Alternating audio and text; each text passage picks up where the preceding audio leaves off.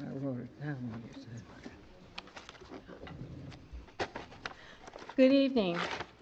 The April 10th, 2019 meeting of the Long Branch City Council will now come to order. Roll call, please. Mr. Dangler? Here. Mr. Vieira? Here. Dr. Vogt? Here. Dr. Selly? Here. Mrs. Wittes? Here. Will everyone please stand for the Pledge of Allegiance?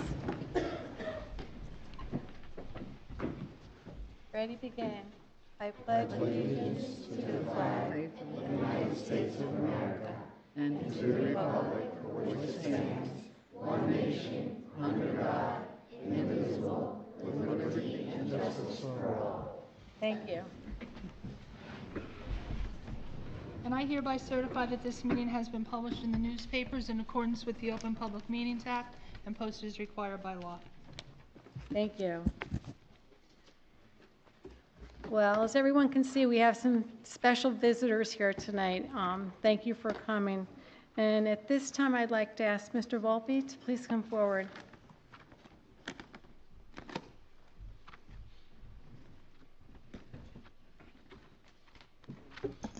Thank you. I just want to first off say good evening to everybody.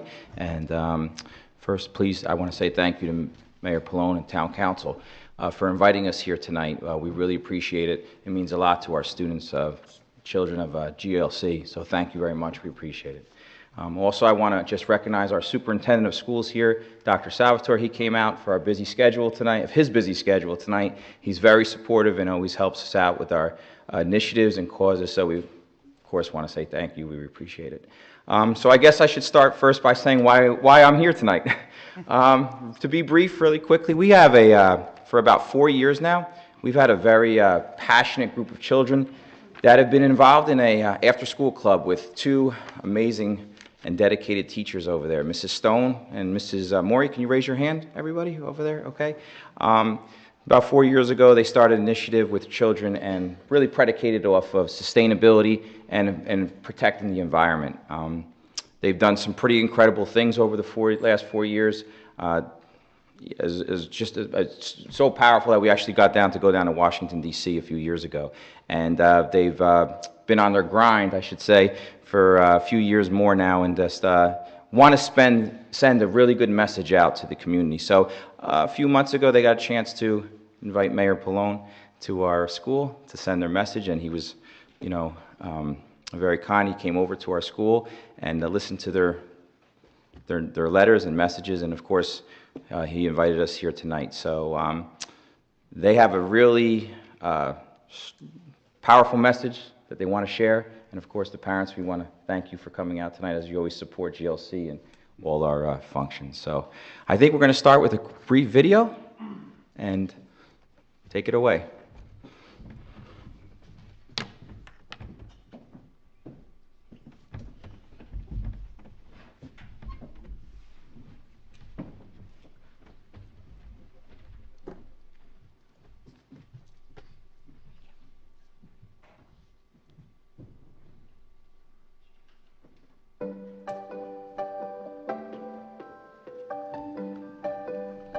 In the Long Branch Public Schools, we have been actively working with our children to support sustainable practices aimed at improving our overall quality of life. Through a series of lessons, clubs, activities, and partnerships, our children have analyzed big data to draw relative conclusions.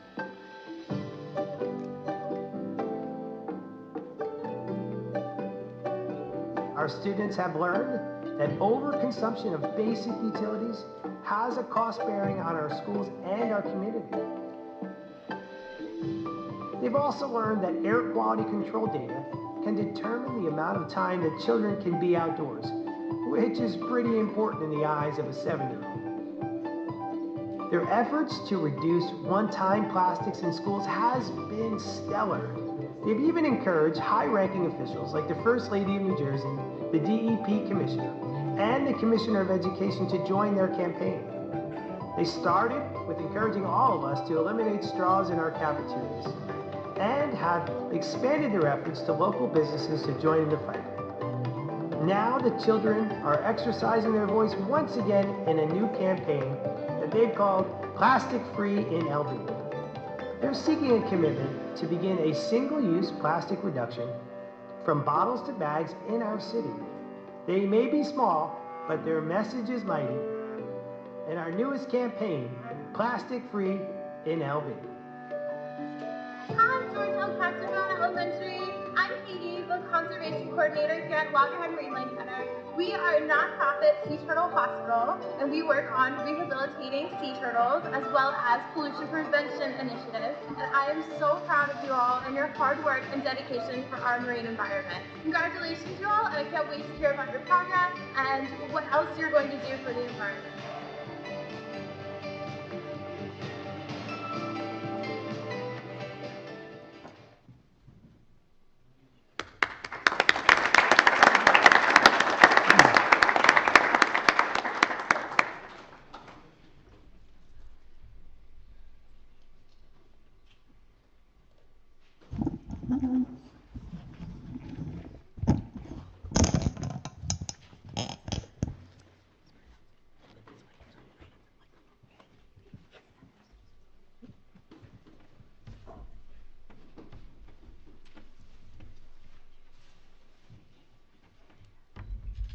On average, a person uses over 550 single-use plastic bags per year.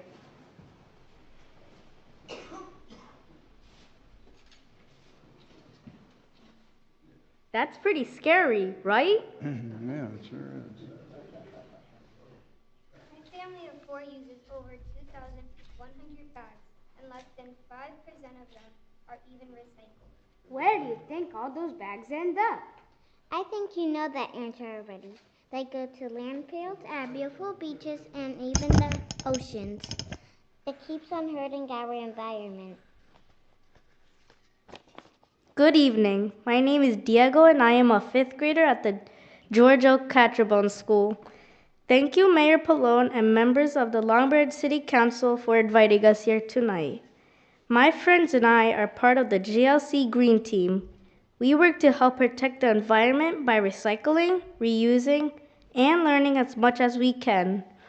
We want to be the part of the change that protects our planet from the growing amount of waste we see each day. Most importantly, tonight, we hope you find the amount of plastic we use as alarming as my friends and I do. We hope that you think our futures are as important as we do. Did you know that we stopped using straws in our school, then in all of the schools in Long Branch? We did this because these single-use straws are not needed. They end up in the oceans, and so many animals there eat them, mistaking them for food. We have reusable bottle filling stations and even collect plastic so that they could be recycled the right way. We want to make a difference. We want to protect our beautiful sandy beaches. Let's face it, we're all getting older, and someday this city's gonna be in our hands. We want to enjoy all the natural beauty it has. We want all the future students in LB to have an ocean and beach like ours. If we keep waiting, it will be too late. This is my future we're talking about here, and I need to know it is going to be the best it can be. We are taking small steps, but it is not enough. Longbridge needs to act now. Monmouth Beach does it, Point Pleasant Beach does it, Belmar and Bradley Beach too. Even the entire state of New York is plastic free. Why aren't we? We are setting the example and other towns are following through. Why not Long Branch? We need to start caring about the environment. We need to start taking responsibility. We need to act. We need to protect the beautiful city we live in. We need to ban all plastic. Before it's too late. Long Branch needs to ban all plastics. Our future matters. We need to make a difference now. We know you can stop this. Mayor Pallone, will you please consider our request to have businesses stop using plastic? Sure we will.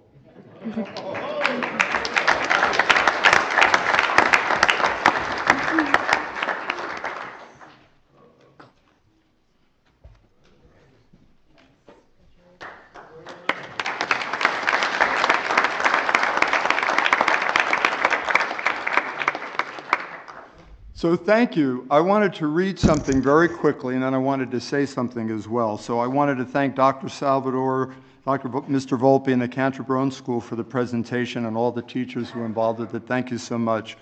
When Council President Wittes and I first saw this presentation a few weeks ago, we were very impressed and knew that the rest of the council should see this. So we hope that the businesses and residents in Long Branch are as touched by this presentation as we are, and we look forward to in supporting future initiatives with our Environmental Commission to continue to head in the direction of being plastic-free. And I just wanted to say two things. Tonight we have two very important people from the Surf Rider Association in the state, Mr. Weber and Mike. And, you know, they're very influential with a lot of these initiatives that they're talking about, and I know they're very happy that you're here and to hear this presentation as well. So thank you. And when Mrs. Wittes and I were there, I said, you know, the students have incredible power. I mean, Mr. Volpe, I think you had said that the response to the businesses was sort of lukewarm when you sent letters, but when you went there in person, they were really responsive, as we are. And I think I used the example of my own son, who I think is on an environmental committee in the middle school, and I mentioned this to you, but I'll mention it to the audience as well. I was shaving one morning a few months ago, and then all of a sudden I hear, "Dad, what are you doing?" And I said, "I'm shaving." And he said, "Shut the water." And it was really true. And I must tell you, from that day on, from now, whenever I shave, I shut the water, and I never did.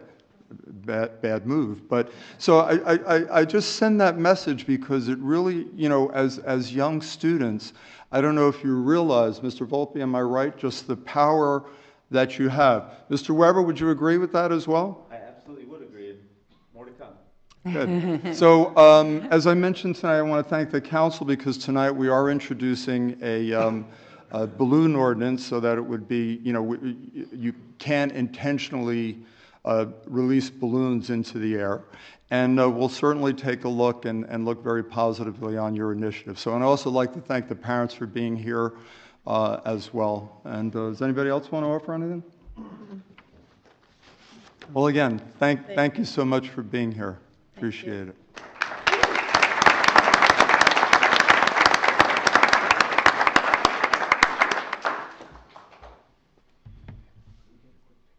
Yeah, absolutely. Whatever you want to do. You want to? Mary Jane, are you okay? Can you take a picture? Everybody? Yeah, let's take a shot.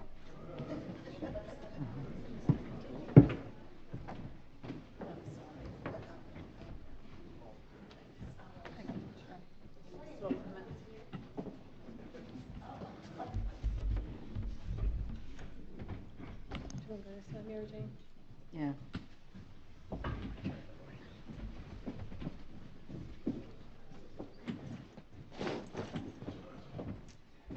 Good thing you did that, otherwise I'd stumble on it. Oh, thank you. In there.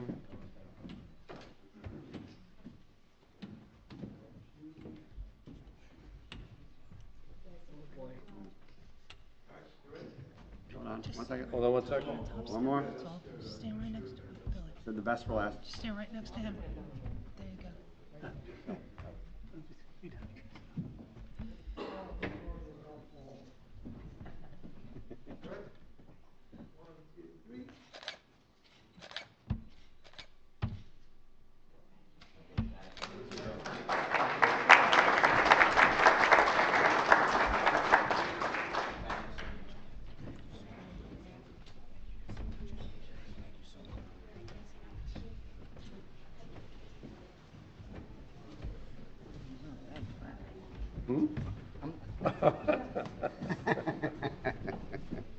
You're back.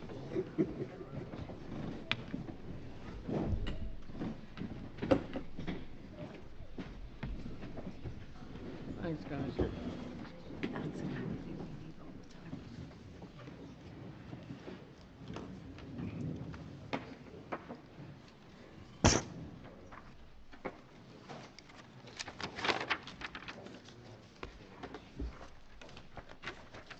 I need a motion to approve the minutes of March 27th, 2019. So moved. Second. Roll call. Mr. Dangler? Yes. Mr. Viera? Yes. Dr. Vogt? Yes. Dr. Selly? Yes. Mrs. Wittes? Yes. This is the first reading of ordinance number 5-19 entitled An Ordinance Creating Chapter 110 Intentional Release of Balloons to the Code of the City of Long Branch. I need a motion to introduce on first reading and advertise and post according to law and set the public hearing for April 24th, 2019. So moved. Second. Roll call? Mr. Dangler? Yes. Mr. Viera? Yes. Dr. Vogt? Yes. Dr. Selly? Yes. Mrs. Wittes? Yes. This is the first reading of ordinance number 6-19 entitled Ordinance Year 2019 Model Ordinance to exceed the municipal budget appropriation limits and to establish a cap, bank, NJSA 40A 4-4514. I need a motion to introduce on first reading, advertise and post according to law, and set the public hearing for April 24th, 2019. So moved. Second. Mr. Dangler? Yes. Mr. Viera? Yes. Dr. Vogt? Yes. Dr. Selly? Yes. Mrs. Wittes? Yes. Please note that R 68-19 and R 70-19 will be removed from tonight's agenda. I need a motion to open the public portion of the meeting for resolutions and all comments. So moved. So moved. All in Second. favor? Aye. Aye. If anyone in the audience has any comments to make, please step to the microphone and state your name and address clearly for the record. You'll have 5 minutes and may only speak once. Mike Castellano, Asbury Park, Surfrider Foundation. Just want to again thank everybody for introducing the ordinance to ban the intentional release of balloons. And just so it's clear, which I'm sure most of you know, that we are not anti-fun or anti-5-year-old birthday party. This is strictly to ban the intentional release of balloons outdoors. But yeah, thank you again. We really appreciate it. And again, you have our support. And as far as the presentation that was just put on, again, you have our full support in that. If there's anything that we can do to help, we certainly will. So thank you again. Thank you, Mike.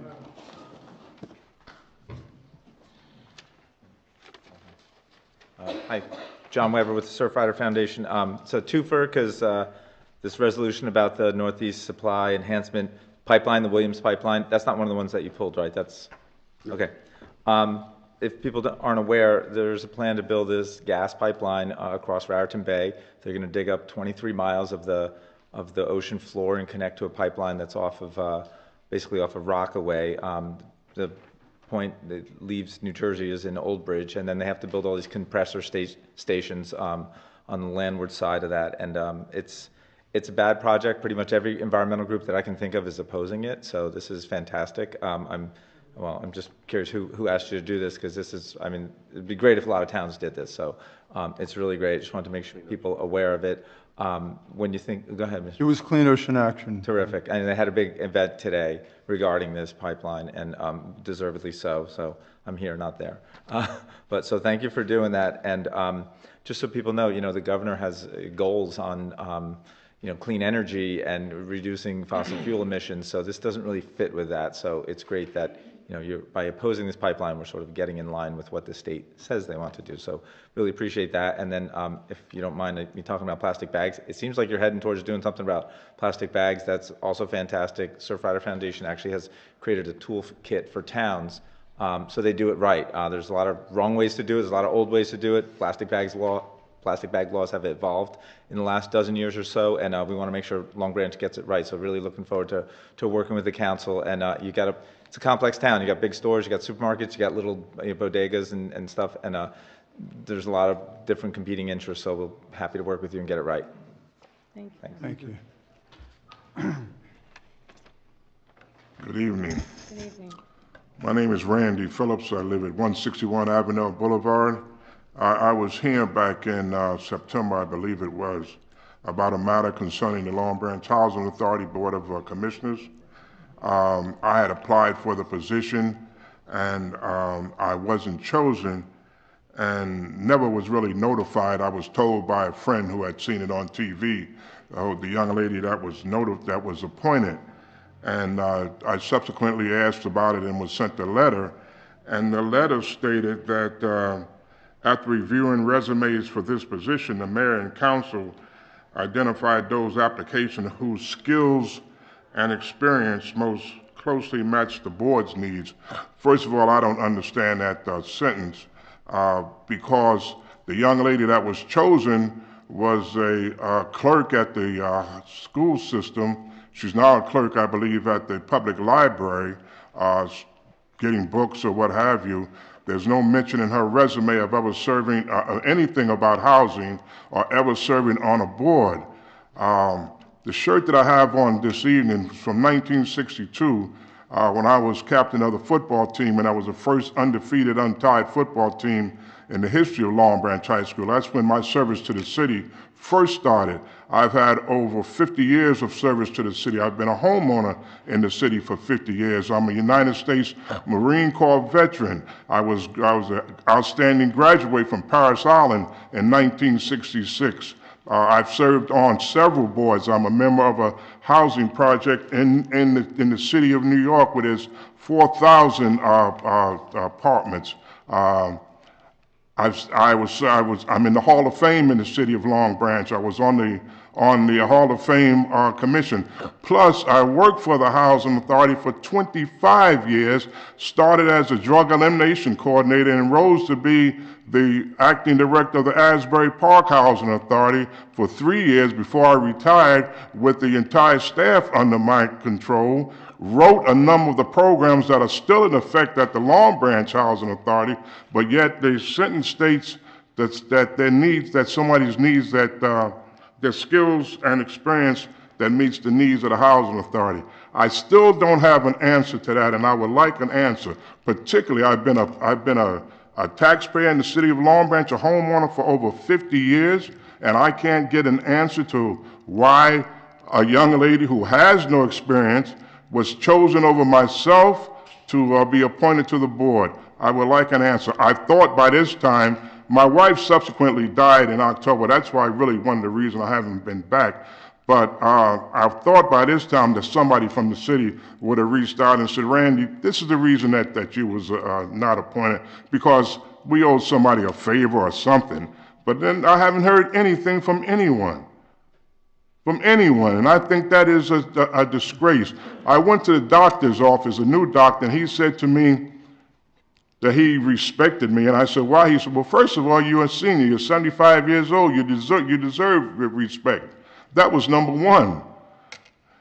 And I have received no respect from this board, so I would like an answer. Is that possible? First of all, I'd like to give our condolences on your... I can't hear you. I would like to give our condolences on the passing of your wife. Thank you. But right now, we have another opening. We will consider your application also, and those others that had applied and were not, selected. And we will also have an open applications for anybody that would like to apply, that would like to be part of that. So right now it's an ongoing, we're waiting. But I would like an answer for the first one. I would like an answer to know how someone who has no experience in housing or any board is, when I get a letter that says from the mayor and council, applicant whose skills and experience most closely together what the board needs, I would like to understand what that means. Well, you mentioned that, according to her resume, I'd like to know how you saw her resume, because that was not... I got it from, I requested it and it was mailed to me. Okay, I also have the letter, and I wrote to the... I didn't know that, I just asked the question. I mean, that's public information. Okay, I just asked, but my understanding, she's doing a very good job. Excuse me? From what I understand, she's doing a very good job, too. And I don't know that she says anything, but that's okay. I'm not concerned about her doing a good job. That's not what my concern is. Yeah. My concern is, would I not have done a good job? Oh, I didn't say that. Oh, okay. Well, my concern is the sentence in this letter. That's my concern. Well, as far as I'm concerned, I have nothing else to say. Okay. You know? Does anyone has anything to say? No one has anything to say. That's the disrespect that a person who has served this city honorably and country and county honorably for over 50 years, and I get no answer. That's really a shame. So, Mr.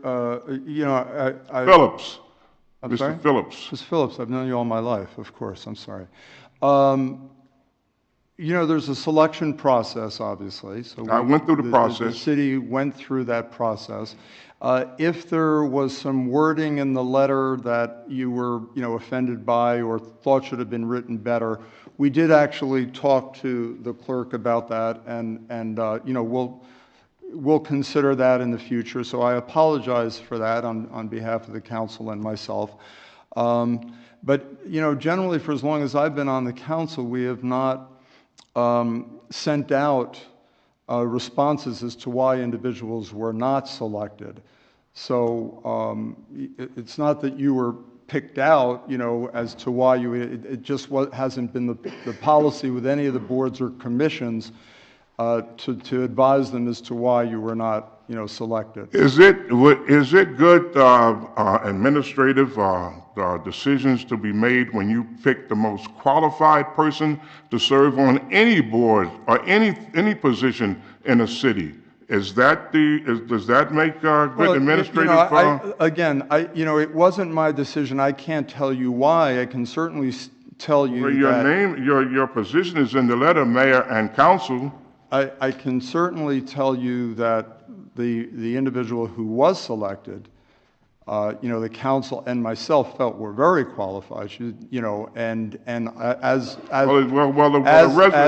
resume doesn't speak to very qualified, and normally. Well, I guess that's why this is subjective, and that's your opinion. And again, that's not my opinion. That's what's on paper. Okay.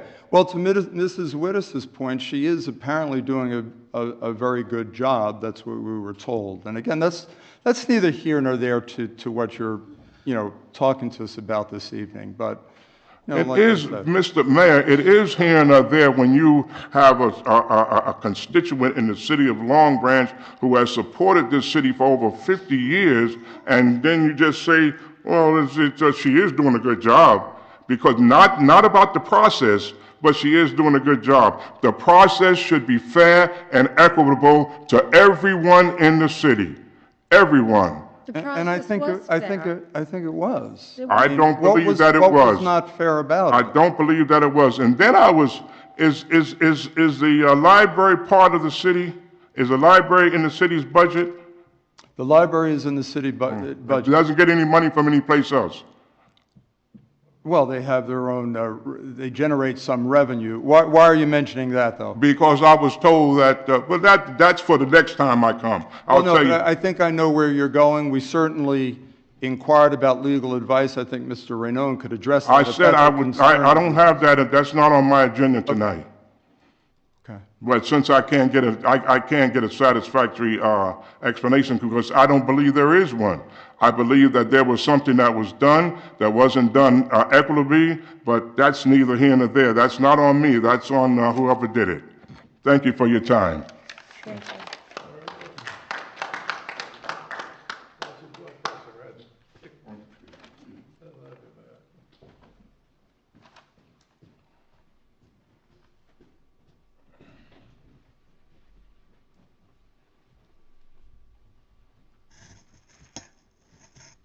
Good evening, Mayor Paul and council members.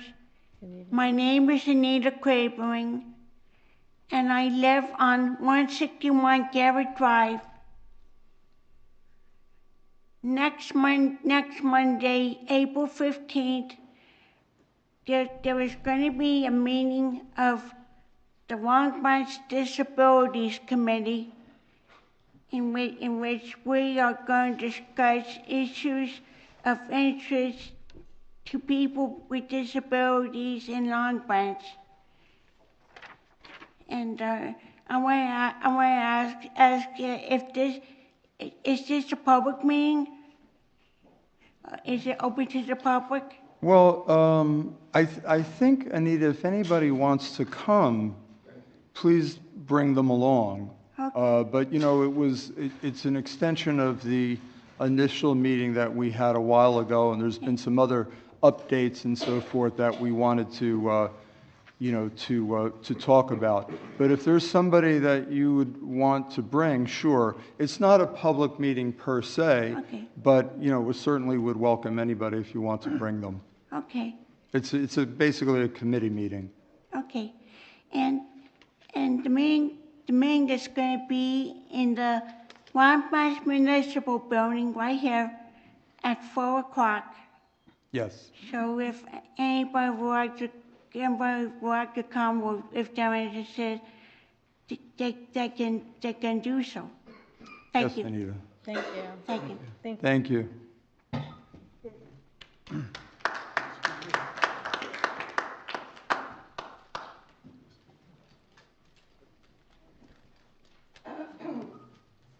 Vincent Lepore, 33 Ocean Terrace, Long Branch, requesting 1-minute notification. Council, this evening you pulled R-7019. You're lucky. You're very lucky. The resolution entitled, "The Resolution of the City of Long Branch Recognizing Community and Their Efforts to Promote the Needs and Voice of Diverse Populations of the City of Long Branch." Paragraphs 1, 3, 6 through 11 you can get away with. But paragraphs 2, 4, and 5, absolutely not. The so-called community group of, quote, approximately 20 individuals, end quote, to meet and discuss the matters of diversity. If the resolution as written is the product of these 20 individuals, this city's in a lot of trouble. In paragraph number 2, the city knocks the legs out from under itself and reveals its true intent. Under the guise of diversity, the city specifically mentions one group as opposed to others. Again, in paragraph number 4, the city is completely wrong. The council and so-called community group does not belong in the schools concerning children, most particularly on the issue highlighted in this resolution.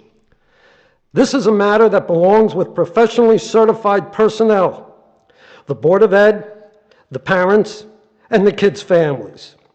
I've been to enough Board of Ed meetings where this matter was discussed, and the policy of the Board of Ed is to discuss the matter with the children and their families right away. Paragraph number 5, again, absolutely not. Council and this community group are specifically referencing one particular group and promoting that group's relationship with businesses. This is an outright discrimination because you promote one group relationship with business instead of all the diverse groups' relationship with businesses. And worse than that, the following, and I'm quoting, quote, "have their businesses certified as a safe zone so that teens and others know they can come and talk to any of the employees about the issues they are facing and ask for assistance," end quote. Hell no, council. Listen loudly. N-O. This council is scheming with this wordage. Damn it, if you codify having the kids go to employees of businesses in safe zones to seek assistance on issues that should be professionally addressed. I have no idea who you think you are. Again, it's a matter for the parents and family members, the Board of Ed, the social workers, and other professionals to handle this matter, not this council, and not the businesses, and not their employees. Many families and parents should be alarmed that the city even attempted to do a resolution like this concerning their kids in this city. My wording of objection to this resolution could not have been more politically correct. The city should have been so skillful in doing a resolution as politically correct as my dissent to it. What was the city doing wrong before that warrants a resolution like this? The city has always been well known as a diverse city. There existed no demonstrated need to even attempt to list this resolution on an agenda. Shame on you, City of Long Branch. Second matter I'm going to discuss public access signage. For years, I've stood before this council requesting signage on public access points along the coast. Repeatedly, particularly Kushner's Pier Village, the public access along the side of Avenue Le Club. Mr. Lepore, you have 1 minute. Thank you, clerk. To this day, no signage appears. Signage on Park Avenue, nothing. Other points as well that Ms. Fisher will go in on and elaborate with. The fact is, we're coming up on Memorial Day. We have an environmental commission. The environmental commission was contacted today. The public access points should be on their inventory list. We fully expect by Memorial Day, public access signage on every public access point in the city of Long Branch that's affected by tidal water. By Memorial Day, Council. And don't think you've got away with the 30-year tax abatement. You will live to see more problems with this than you ever hoped to ever imagine. It's coming, legally. Is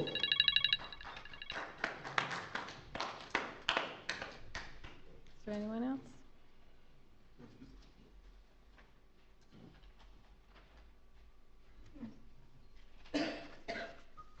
Anna Sweeney from North End.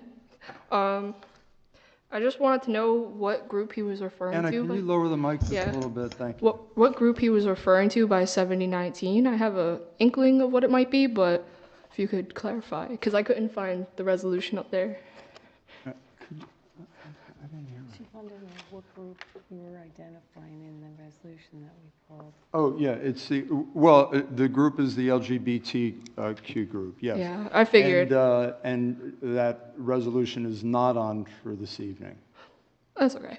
But, I mean, that's not to say it won't be on in the future. I just want to make clear to, if anybody didn't know, it's not on for this evening. Well, in light of his negative remarks, I wanted to say that I appreciate that resolution because I know people who face abuse in their homes for even trying to get help. And I know that it's not an option to go to their parents. Even to get professional help, asking your parents, oh, what's my insurance? That can be problematic if they already suspect you. But the other thing I wanted to bring up was... And if I may, and I don't want to speak for the council, so Yeah. I'm speaking for myself, thank you for that. And I would like to add that, again, I don't want to argue with Mr. Lepore, but the reality is it's my clear understanding that there's already a group in the high school. So, again, thank you. Okay, I was wondering what...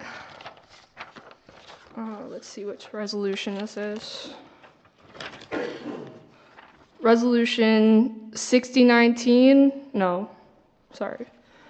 6119 and 6219, resolutions authorizing the city of Long Branch to service Ocean Cove Beach for 2019 season and Ocean Place Hotel Beach for 2019 It's season. for lifeguard services to those locations. Okay. Which we've had, we've had several over the years, and, some have been more recent, but I think the two you're referring to, we've had in the past, right, Mike? Yes.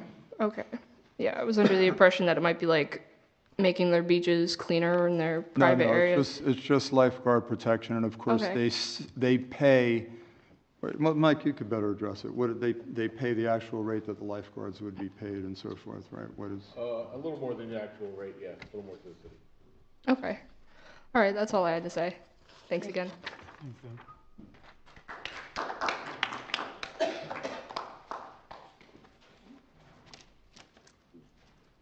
Good evening.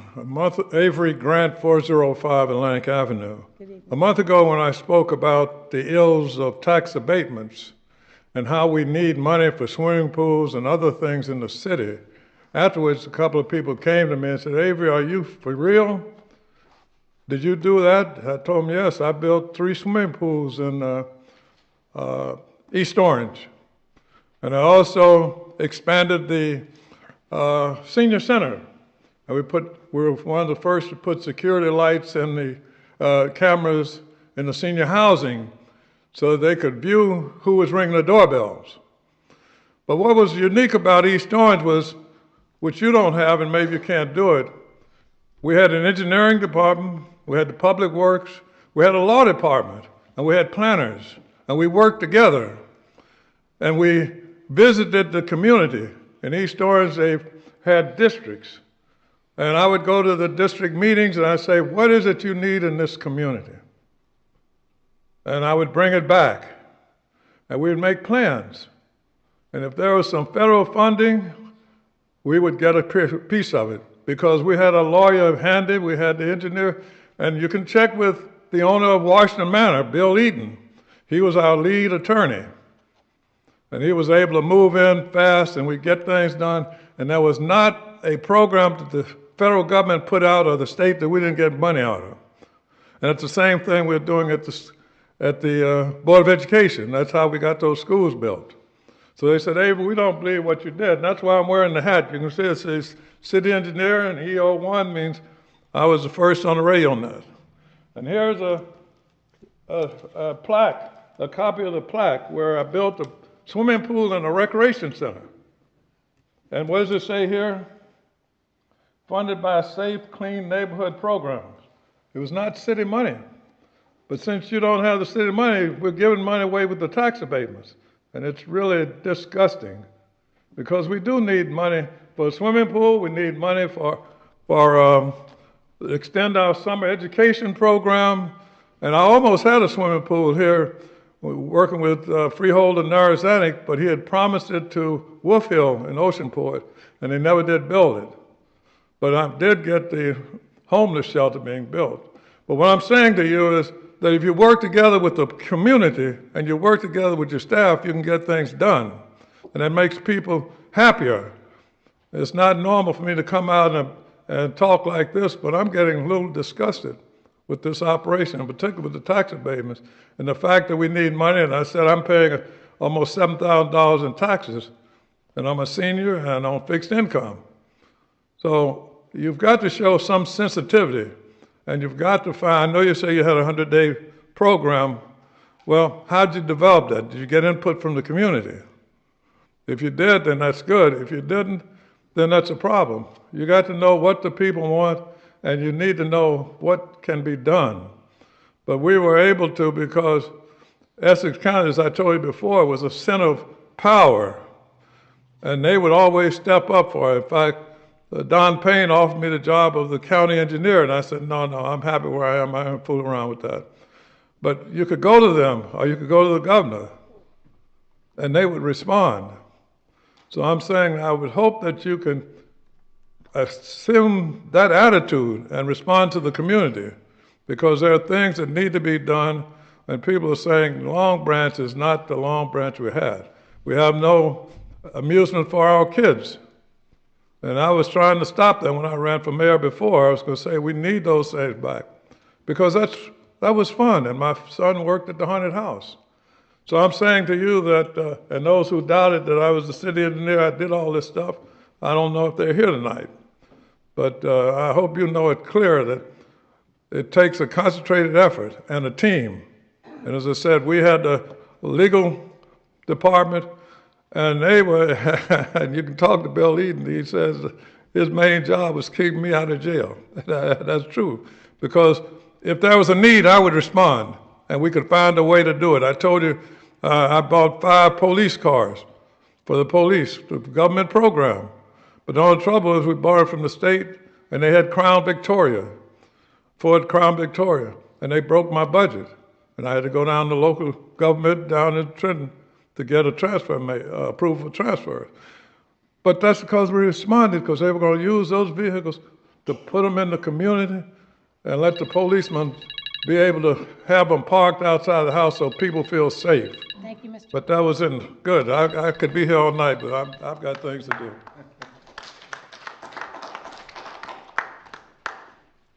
Is there anyone else?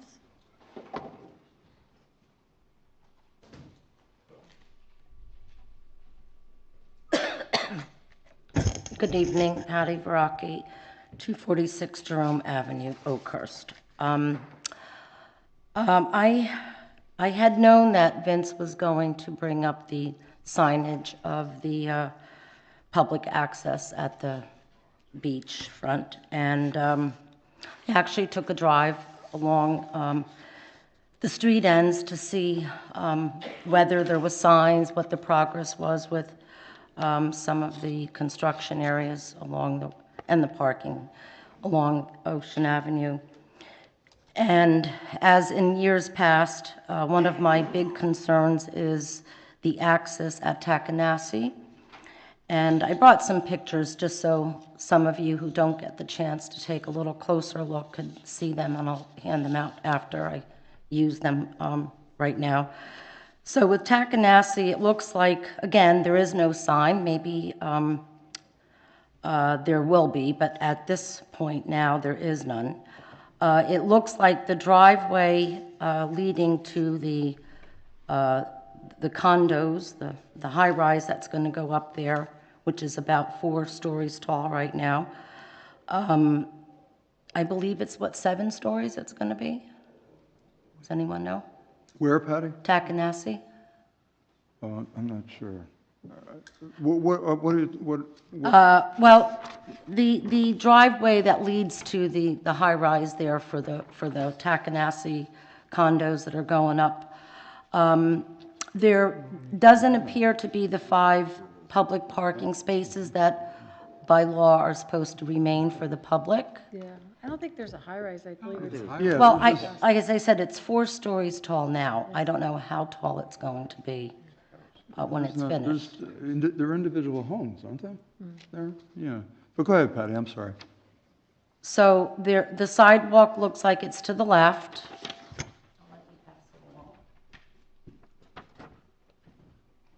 And then in the center, you see the driveway that goes to the building. Condos, high-rises, whatever they're supposed to be. And then to the right there, it looks like where the gate is where the public parking, the 5 spots are supposed to be. But there is no signage there. So those are big concerns with summer coming quickly upon us. And also, the fish ladder that was supposed to be in place and working, because as of now, I think this is the spawning season, if I'm not mistaken. Does Mr. Zuba know about this, or? Yes, but Patty, do you want me to, you want to finish and then I'll jump in, or? Well, that was one of the main issues. I'll just quickly show you the pictures and explain. So there's, on Pullman, there is, it says no parking on either side, no stopping, no parking, and yet there are 3 painted parking spaces with cars that are parked there. And that is not, does explain to the public whether we are supposed to park there or not supposed to park there. The entrance to Avenue, which Mr. Lepore brought up, is this picture. And the next picture is of Park Avenue, where we have to cross Ocean Avenue to